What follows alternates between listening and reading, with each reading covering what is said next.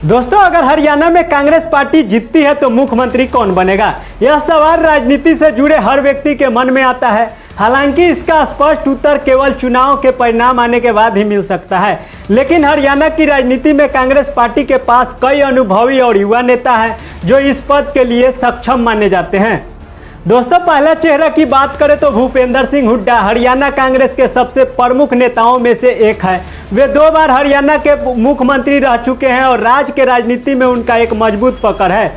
वे 2004 से 2014 तक हरियाणा के मुख्यमंत्री रहे हैं और उनके कार्यकाल को विकास और अस्थायित्व के लिए जाना जाता है। उनके नेतृत्व में कांग्रेस ने हरियाणा में कई महत्वपूर्ण चुनाव जीते हैं और पार्टी के अंदर भी उनका खास समर्थन है।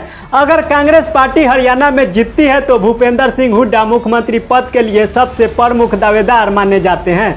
दोस्तों, हुड्डा का सामाजिक और राजनीतिक आधार जाट समुदाय में गहराई से जुड़ा हुआ है, जो हरियाणा की राजनीति में एक महत्वपूर्ण प्रभावशाली समुदाय माना जाता है। उनके पास प्रशासनिक अनुभव और जनता के बीच गहरी पकड़ है। इसके अलावा पार्टी के वरिष्ठ नेताओं का हुड्डा के प्रति समर्थन भी मुख्यमंत्री पद के लिए दावेदारी को मजबूत बनाता है। दोस्तों, दूसरा चेहरा की बात करें तो रणदीप सिंह सुरजेवाला कांग्रेस के एक युवा और ऊर्जावान नेता है, जिन्होंने राष्ट्रीय स्तर पर पार्टी का प्रतिनिधित्व किया है। सुरजेवाला न केवल हरियाणा के बल्कि पूरे देश में पार्टी के महत्वपूर्ण चेहरा में से एक है। वे भारतीय राष्ट्रीय कांग्रेस के मीडिया प्रभारी भी रह चुके हैं और उनके पास एक कुशल वक्ता और रणनीतिक के रूप में अच्छी खासी पकड़ है। हालांकि सुरजेवाला का मुख्यमंत्री बनने का रास्ता पूरी तरह से साफ नहीं है, क्योंकि उनके पास हुड्डा जितना प्रशासनिक अनुभव नहीं है। लेकिन उनके पास जोश, युवाओं में लोकप्रियता और पार्टी के भीतर एक मजबूत स्थिति है। अगर कांग्रेस को राज्य में युवा नेता को बढ़ावा देने की जरूरत महसूस होती होगी तो सुरजेवाला को मुख्यमंत्री पद के लिए विचार किया जा सकता है।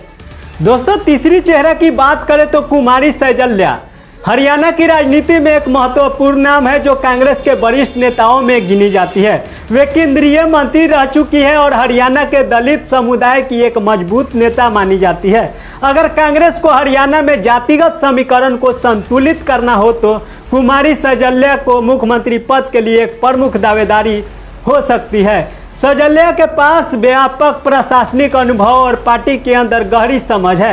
इसके साथ ही अगर कांग्रेस पार्टी महिला सशक्ति के मुद्दे पर ध्यान देना चाहती है तो वो सैजल्या को मुख्यमंत्री पद के लिए चयन कर सकती है। उनकी छवि साफ सुथरी है और वे विभिन्न समुदायों में भी लोकप्रिय है, जो उन्हें इस दौर में एक मजबूत दावेदार बनाती है।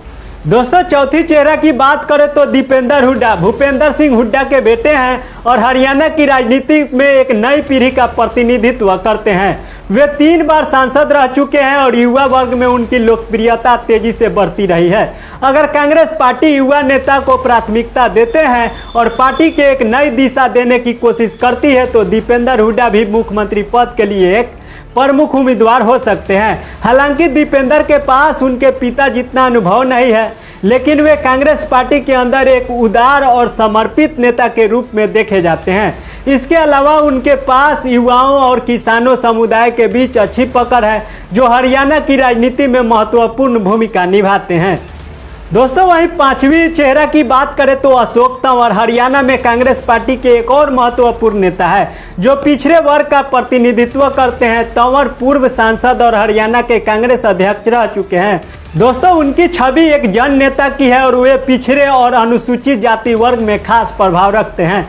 हालांकि हाल के वर्षों में तंवर का कांग्रेस के अंदर मतभेद रहा है और उन्होंने पार्टी से इस्तीफा भी दिया था। लेकिन अगर वे फिर से कांग्रेस में आते हैं और पार्टी उन्हें फिर से प्रमुख भूमिका में देखना चाहती है तो मुख्यमंत्री पद के लिए एक विकल्प हो सकते हैं।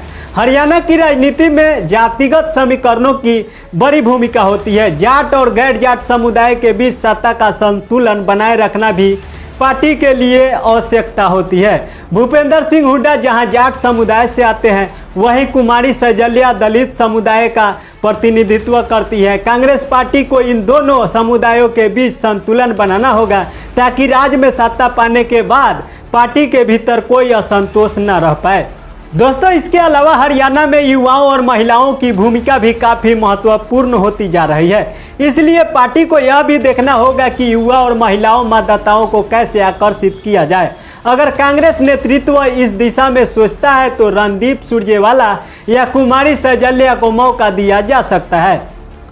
दोस्तों कांग्रेस में मुख्यमंत्री पद का अंतिम निर्णय पार्टी हाईकमान यानी कि राहुल गांधी, सोनिया गांधी और अन्य वरिष्ठ नेताओं के द्वारा लिया जाएगा।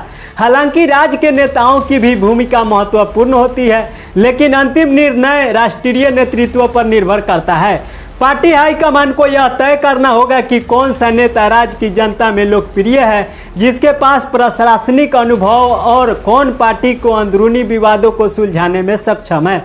दोस्तों अगर राहुल गांधी और अन्य वरिष्ठ नेता भूपेंद्र सिंह हुड्डा को राज्य की राजनीति में अस्थायित्व लाने के लिए उपयुक्त मानते हैं तो उन्हें ही मुख्यमंत्री बनाया जा सकता है। लेकिन अगर पार्टी नए चेहरा को मौका देना चाहती है तो रणदीप सुरजेवाला, दीपेंद्र हुड्डा या कुमारी सैजल्या जैसे नेता भी विकल्प हो सकते हैं। दोस्तों हरियाणा में कांग्रेस की जीत के बाद मुख्यमंत्री पद के लिए कई दावेदार हो सकते हैं। भूपेंद्र सिंह हुड्डा का अनुभव और पार्टी के अंदर उनका समर्थन उन्हें इस पद के लिए सबसे प्रमुख दावेदार बनाता है। लेकिन रणदीप सुरजेवाला, कुमारी सैजल्या और दीपेंद्र हुड्डा जैसे युवा ऊर्जावान नेता भी इस दौर में पीछे नहीं है। कांग्रेस पार्टी को जातिगत, सामाजिक और राजनीतिक समीकरणों को ध्यान में रखते हुए सही निर्णय लेना होगा। बाकी दोस्तों इस मुद्दे पर आप सब क्या सोचते हैं? आप किसे हरियाणा के मुख्यमंत्री के रूप में देखना चाहते हैं? नीचे दिए गए कमेंट बॉक्स में भी जरूर बताइएगा। इस खबर को यहीं समाप्त करते हैं, इस वीडियो को यहीं समाप्त करते हैं। मिलते हैं अगले वीडियो के साथ।